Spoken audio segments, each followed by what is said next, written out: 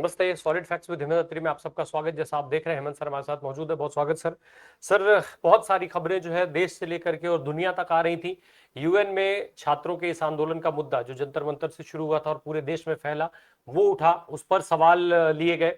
और इसके अलावा हेमंता बिश्व शर्मा जैसे नेता के मंत्रिमंडल में शामिल मंत्री की बेटी ने नरेंद्र मोदी को बाकायदा गाली वाले नारे लगाए। ये सारे दृश्य जब पैदा हो गए थे, नरेंद्र मोदी जी को रात 12 बजे वीडियो जारी करनी पड़ जा रही थी।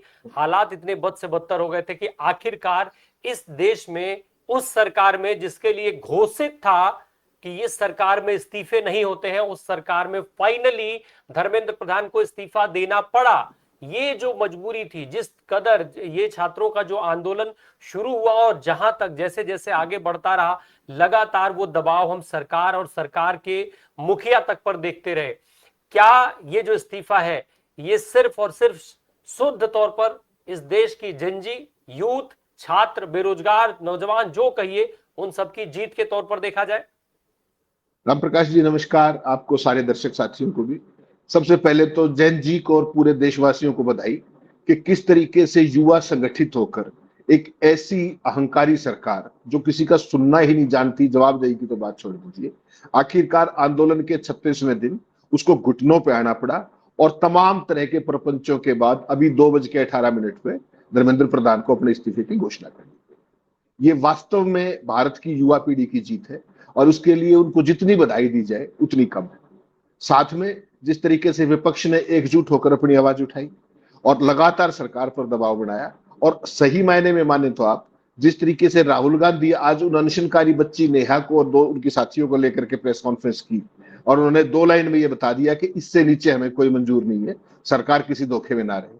तो उसके बाद जो परिस्थिति बनी वो सब आपने देख ली और अल्टीमेटली जो है ये इस्तीफा हो गया। तो बेसिकली राम प्रकाश जी, है क्या, ये पूरी जो परिस्थिति बनी थी वो मोदी जी के लिए अब असहनीय हो गई थी। रात को 11:52 पर वीडियो जारी कर रहे हैं, मतलब जो उनका चेहरा देखिए और सारा देखिए। उस वीडियो पे उनको हजारों की संख्या में लालत मलालतें मिली।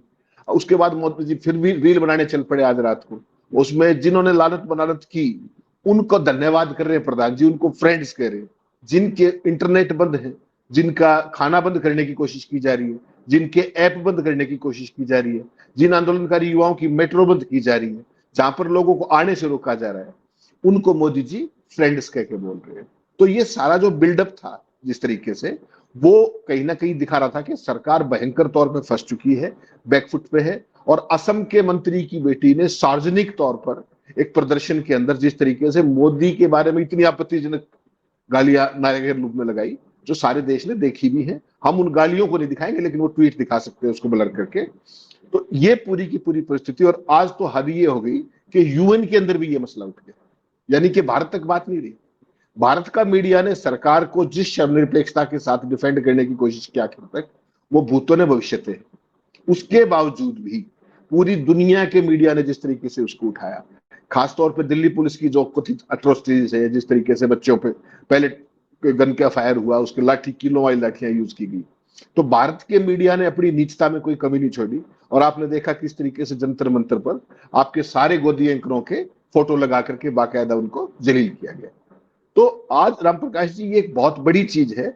और यूएन में जाने का मतलब समझिए आप, भारत का मतलब, भारत के छात्र आंदोलन का मसला कि शांतिपूर्ण आंदोलन आज भी दुनिया सुनती है, अगर कोई सुनाने वाला हो तो।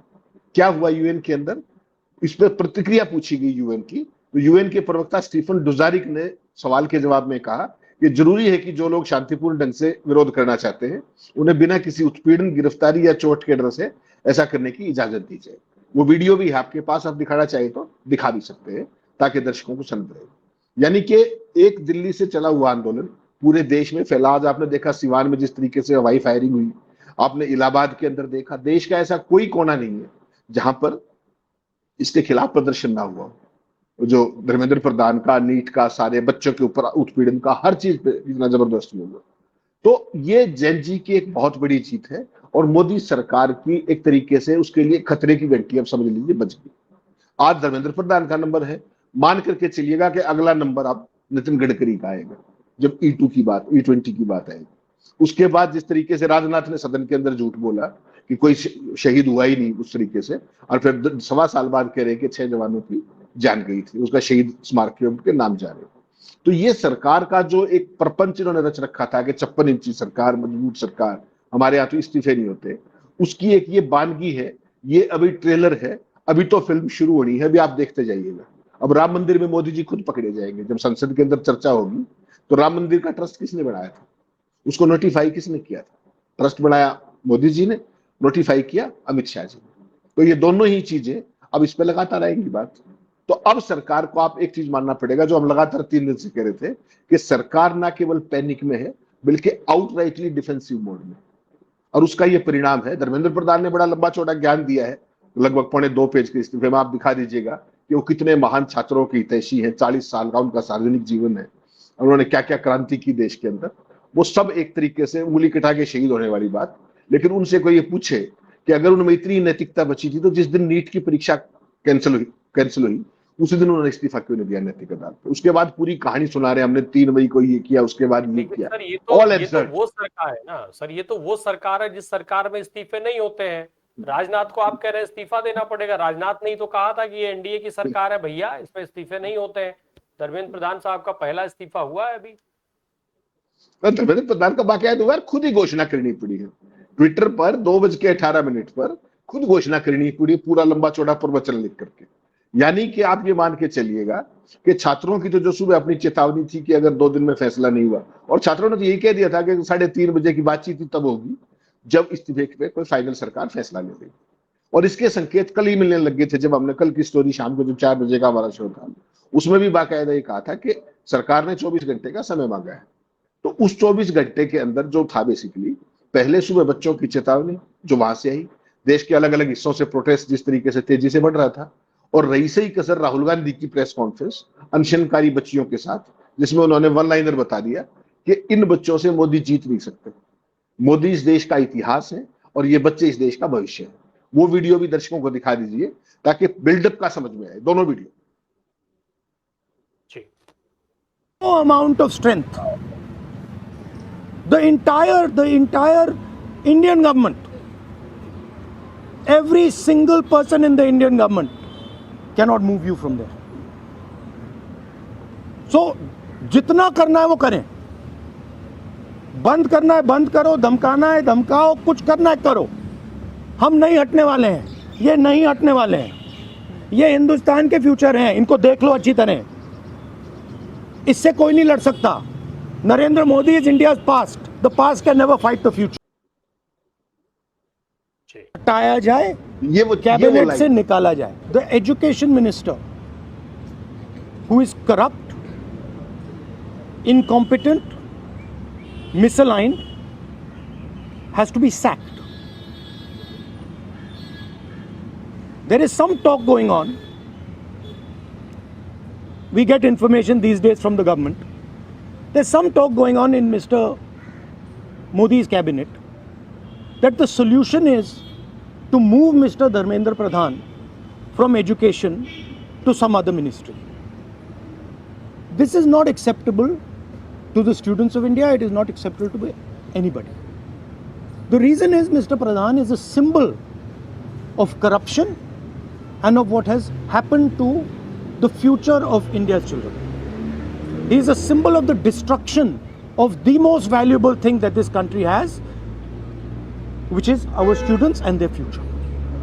And so there is going to be no conversation about Mr. Dharmendra Pradhan being moved here, moved there, put behind, forward, nothing. Mr. Dharmendra Pradhan has to be sacked.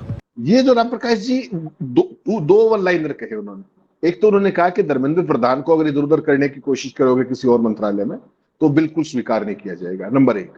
और नंबर 2, उसके बाद जिस तरीके से उन्होंने कहा कि ये छात्र जो है ये देश का भविष्य है और मोदी जी अब इतिहास है, भविष्य कभी इतिहास से नहीं लड़ सकता। इसके बाद ये लाइन क्लियर हो गई कि अब सरकार के पास कहीं पर मुंह छुपाने की जगह बचेगी नहीं। और जिस तरीके से सिवान से हवाई फायरिंग की आई, देश के तमाम हिस्सों के अंदर से अलग अलग आंदोलन तेज होने की बात आई, तो सरकार कंप्लीटली बैकफुट पे नहीं, डिफेंसिव पे थी। और उसका ये परिणाम हुआ कि एक तत्काल जो है सरकार की तरफ से नहीं बल्कि धर्मेंद्र प्रधान को खुद कहा गया कि आप इस्तीफा दे दीजिए।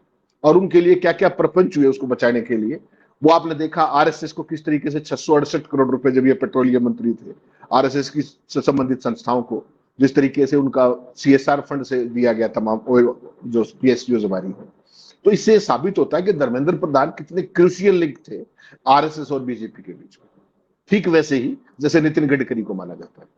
तो कुल मिलाकर के संघ का एक सबसे प्रिय, संघ का सबसे दुलारा, और मोदी जी के भी दुलारे, इसमें कोई शक नहीं, मोदी जी के भी हॉट फेवरेट थे वो।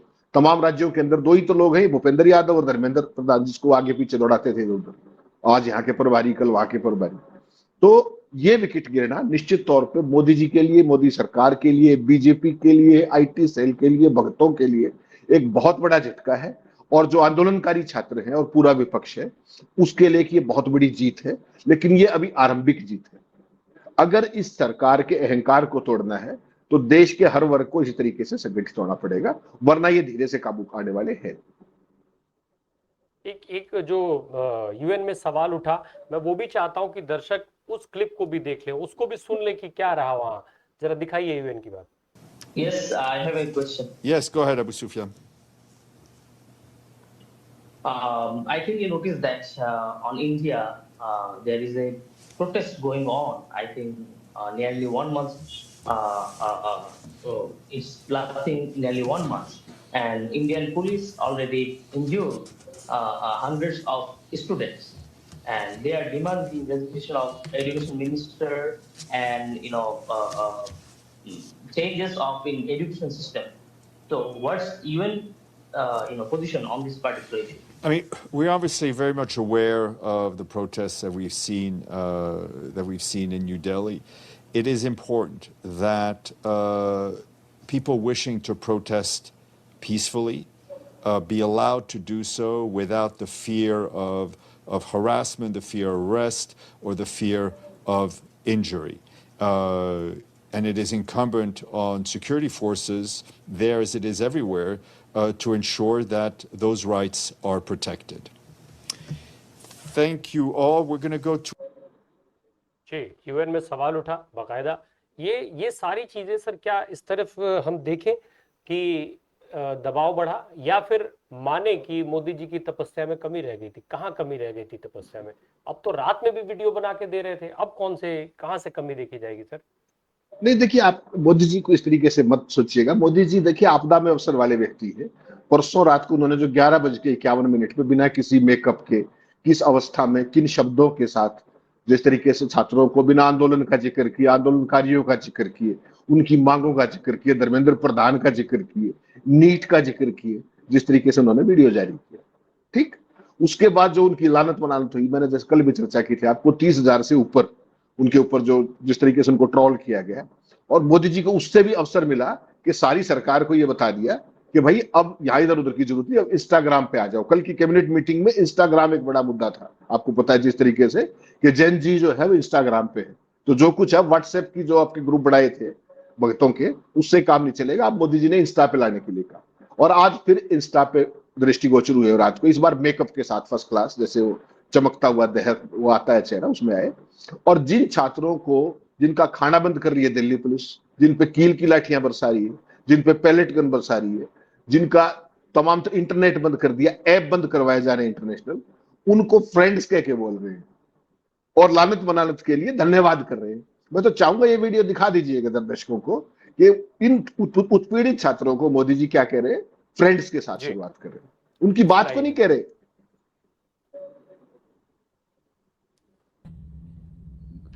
कल देर रात आपसे मिलने का मौका मिल गया। मेरे जो वीडियो पोस्ट किया था उसको जिस प्रकार से आपने रिस्पॉन्ड किया, सकारात्मक सुझाव दिए, थैंक्स टू एवरीबॉडी। ये आपका प्यार बना रहेगा, हमारा नाता और अधिक सक्रियता से जुड़ता रहेगा। थैंक यू दोस्तों। सर मोदी जी आपदा में अवसर वाले आदमी हैं, देखिए इन्होंने आपदा में अवसर तलाश लिया। राम प्रकाश जी, 3.25 करोड़ लोगों ने मोदी जी की वो रील देखी जो परसों रात को मैंने जारी की थी, उस पर ट्वीट है 30,000 से। आप उसको निकाल के देख लीजिएगा, 95% से ऊपर की भाषा आपत्तिजनक है।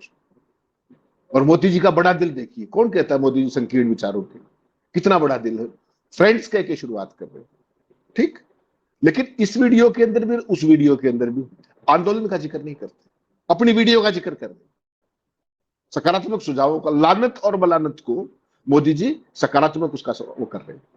36 दिनों के अंदर मोदी जी के मुंह से युवा निकला, कि छात्र निकला, नीट निकला, परीक्षा लीक निकला, क्या निकला मोदी जी?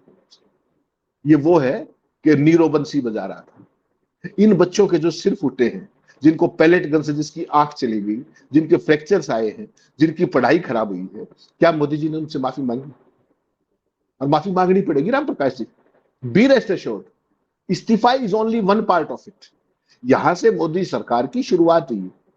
अब आप सोचिएगा, ये इस्तीफा हो गया, कल भी राहुल गांधी ने वहां कहा था, आज फिर प्रेस कॉन्फ्रेंस 12 बजे करके कह दिया कि इस्तीफे नीचे कुछ नहीं है, दूसरे महकमे में जाने दीजिए। दूसरी मांग क्या है? दूसरी मांग है कि दिल्ली पुलिस ने जो बच्चों पर बर्बरतापूर्ण काम किया है, उसकी जांच कराई जाए निष्पक्ष। आपको क्या लगता है, सरकार को नहीं करानी पड़ेगी? और तीसरी सबसे बड़ी जो बात है कि मोदी जी माफी मांगे। मोदी जी तो नाम ही नहीं लेते किसी विषय का भाई। जब हम परसों चर्चा कर रहे थे तो एक मैंने आपको कहा था कि ये बहुत अद्भुत बात हुई है कि मोदी जी ने किसी ऑनगोइंग आंदोलन का जिक्र तो किया, नहीं तो वो तो उस मुद्दे को छूते ही नहीं ना, चिमटी से भी नहीं छूते।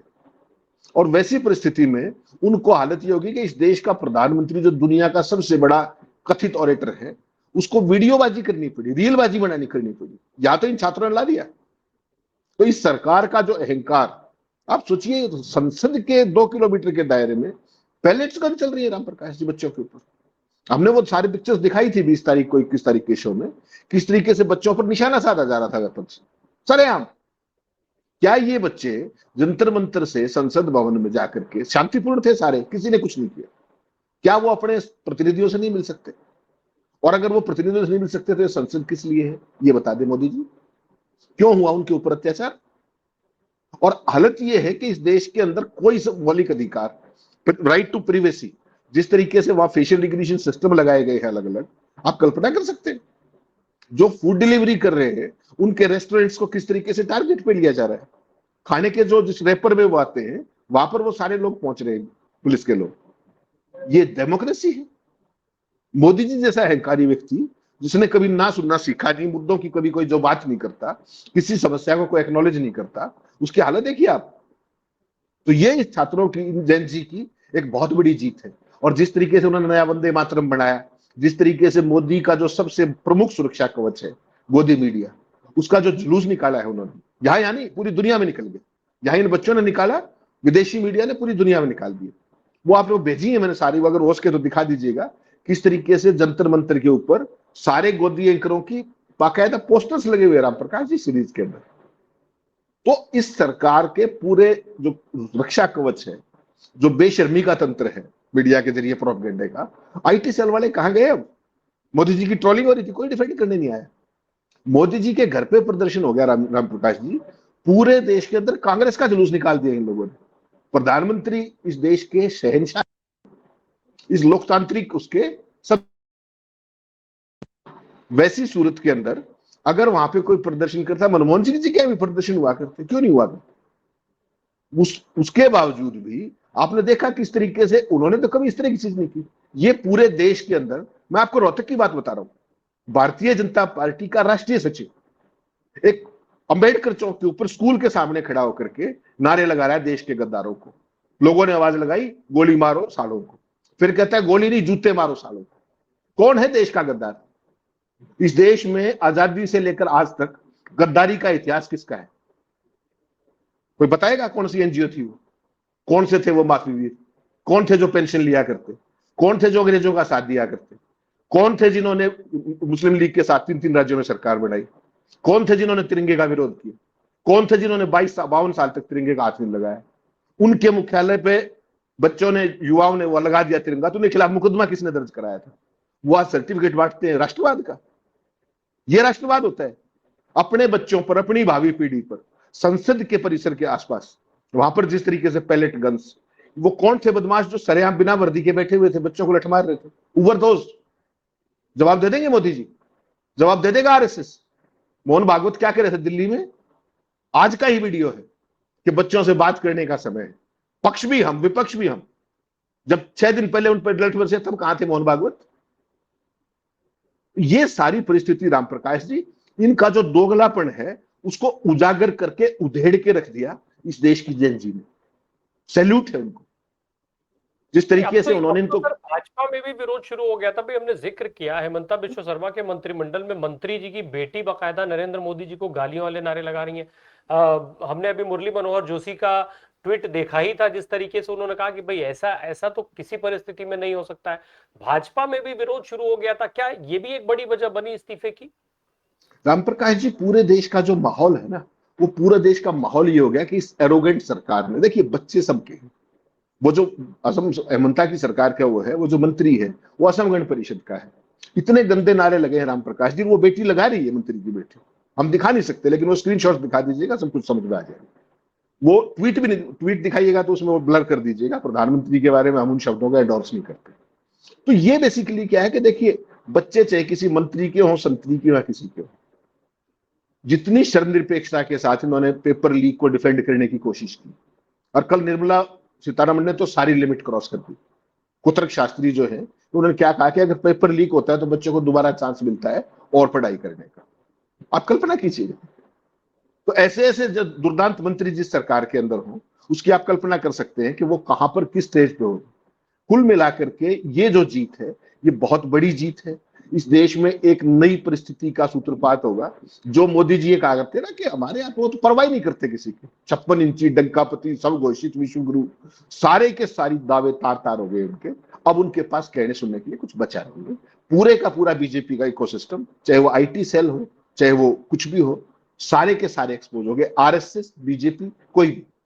और अब इनकी शुरुआत हो गई है, and this is what you call beginning of the end. You take it from it.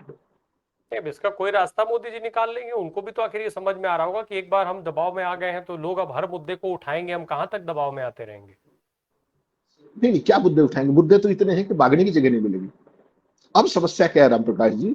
हालत ये होगी है कि सुप्रीम कोर्ट के परिसर में सुप्रीम कोर्ट के सीनियर एडवोकेट संविधान की प्रस्तावना पढ़ रहे, यानी कि जो आपने इंस्टीट्यूशनल कैप्चर किया था, उसको जो उनका सबसे बड़ा इंग्रेडिएंट है एडवोकेट्स, वो अगर एक्सपोज कर रहे हैं तो आप समझ लीजिए इस देश के इंस्टीट्यूशंस का क्या हाल है। That to a supreme court. Media के पोस्टर आपने देख लिए जंतर मंतर पे, क्या कह रहा था RSS, क्या कह रहा था दिनेश कुमार कल, कि तो विदेशी ताकतों की साजिश है, और विदेशी ताकतों से प्रायोजित लोगों के साथ धर्मेंद्र प्रधान और वो अपने क्या नाम है प्रधान जितेंद्र सिंह, वो उनसे बात कर रहे थे। इतनी कमजोर सरकार है। जो इनकी सरकार का सबसे बड़ा मुखपत्र है रजत शर्मा, उसका ट्वीट देखा आपने क्या है कि ये सारी बीमारियों की जड़ें का IAS अफसर था विनीत जोशी, NTA से लेकर के CBSE से लेकर अरे गड़बड़ी का। तो मोदी जी इतने कमजोर हैं कि एक IAS अफसर काबू नहीं आ रहा था उनके, वो तो विश्वगुरु डंकापति 56 इंची। सोचिए एक बार आप, रजत शर्मा कह रहा है, ये मैं ट्वीट भेज दूंगा, मैं दिखा दीजिएगा दर्शकों। तो ये परिस्थिति है। कुल मिलाकर के मोदी सरकार की सारी फॉल्ट लाइन्स टेरिबली एक्सपोज हो गई हैं। अब उनके पास कहने सुनने के लिए कुछ नहीं बचा। अब मुंह छुपाते फिरेंगे, और खास तौर पे ये गोदी मीडिया, इनके पास तो कहीं भागने की भी जगह नहीं है। They are left with no credibility whatsoever. Media का तो खैर कोई रोल जिस तरीके से रहा है, हमने देखा है किस तरीके से अमित शाह की धोती और कुर्ते की तारीफ कर रहे थे, वहीं प्रियंका गांधी राहुल गांधी से सारे सवाल पूछे जाते हैं। सर एक लास्ट में एक चीज और समझ लें कि ये जो इस्तीफा हुआ है, क्या नरेंद्र मोदी की कैबिनेट इससे कहीं सहमत होकर के ये इस्तीफा हुआ होगा, या सिर्फ और सिर्फ इस कदर दबाव और इस कदर मजबूरी हावी हो गई कि कोई विकल्प, कोई रास्ता नहीं बचा, जितना लंबा खींचा गया? राम प्रकाश जी, कौन सी कैबिनेट की बात कर रहे हैं? यहाँ पर 2 आदमी हैं, बाकी सबको एक एक घर दे रखा है, एक एक गाड़ी दे रखी है, एक एक दफ्तर दे रखा है। मजबूरी है, 2 आदमी सरकार नहीं चला सकते, संवैधानिक व्यवस्था ऐसी है। वरना ये किसी तीसरे की परवाह कर रहे हैं क्या? इन 2 टॉप अमित शाह और मोदी के अलावा इस देश में कोई नहीं बचा हुआ। RSS की हिम्मत नहीं है सांस निकाल दे।